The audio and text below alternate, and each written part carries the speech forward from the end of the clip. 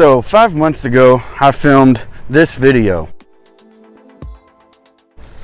And for those of you that were wondering if I was ever going to start that series, I didn't forget about it. I just had a lot of stuff that came about. Like going to Alaska, going back to Ohio, just all kinds of stuff.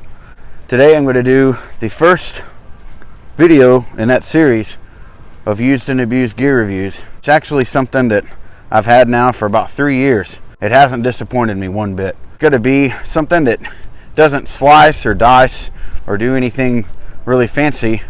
It's just something that you always want to have with you that just helps out a whole lot whenever you're trying to find a good spot in the woods. The product that I'm talking about is the Aqua Quest Defender Tarp. Now back whenever I got this tarp, that was the only one that Aqua Quest was selling. It was just called Aqua Quest the Camo Tarp. And like I said, it was probably about 3 years ago. It's a heavier tarp, but I like it because it's taken everything I've thrown at it. It's double coated, which means it's got the sil nylon coating on the ripstop material on the top side, the camo pattern, and then underneath it's some kind of almost rubberized coating. So it makes it heavier, but in return it's a heavier duty tarp. I could show you different ways that you could set this tarp up and kind of give an instructional video as I do this review.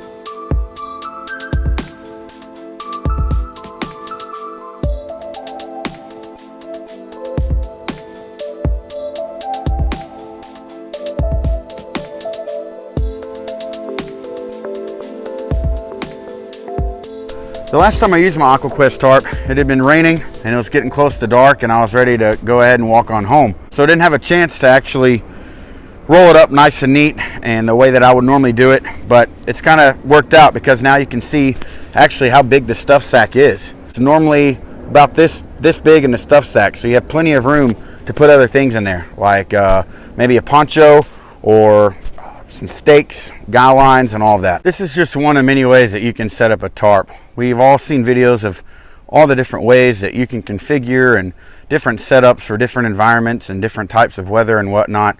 But I've set this one up to give me a lot of breeze. I'm about to put a hammock underneath it, and that's generally what I like doing. Now the dimensions of the tarp are going to be 10 feet by 7 feet. So it's not a square tarp, it's a rectangle tarp.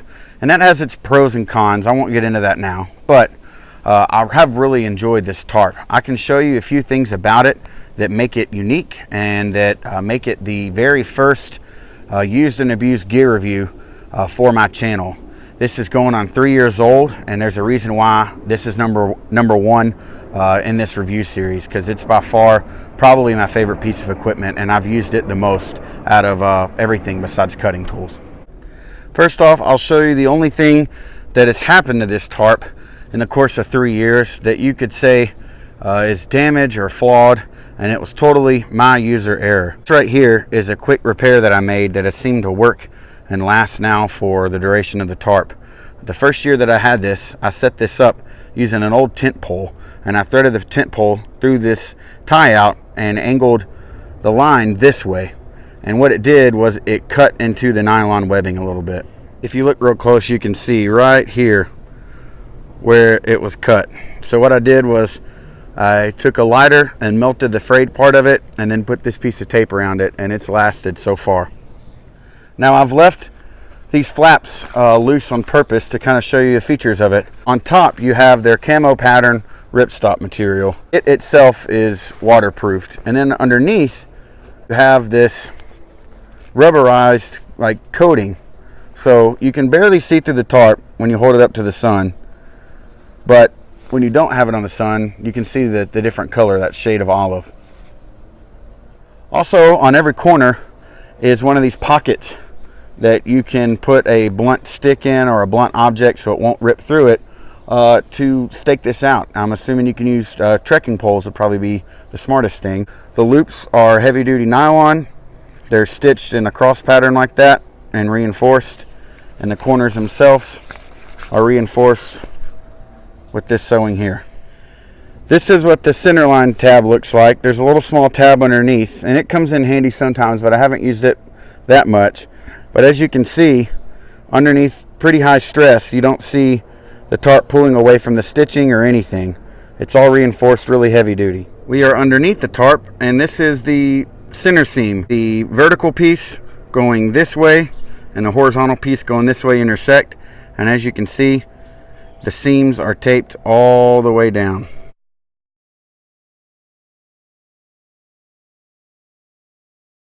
I was actually hoping for some rain today. It was forecasted, but it looks like it's going to hold out. I was going to try to film some while it was raining. I've used this tarp in the rain, the snow. I've even had some ice on top of it at one point, and it never leaked on me. It never showed any signs of wear.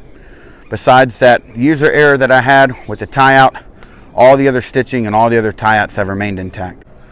Well, thank you for watching today. This was the part 1 in the used and abused gear review series. I wanted to share with you a piece of gear that's been with me through all kinds of trips and adventures, and it's never let me down. So this is by far my favorite tarp. I'll put a link in the description box showing where you can get this tarp and all the other ones that they now make, all kinds of sizes and weights and thicknesses. They've really come on the market and producing really good products. So thanks for watching, guys. Have a good one.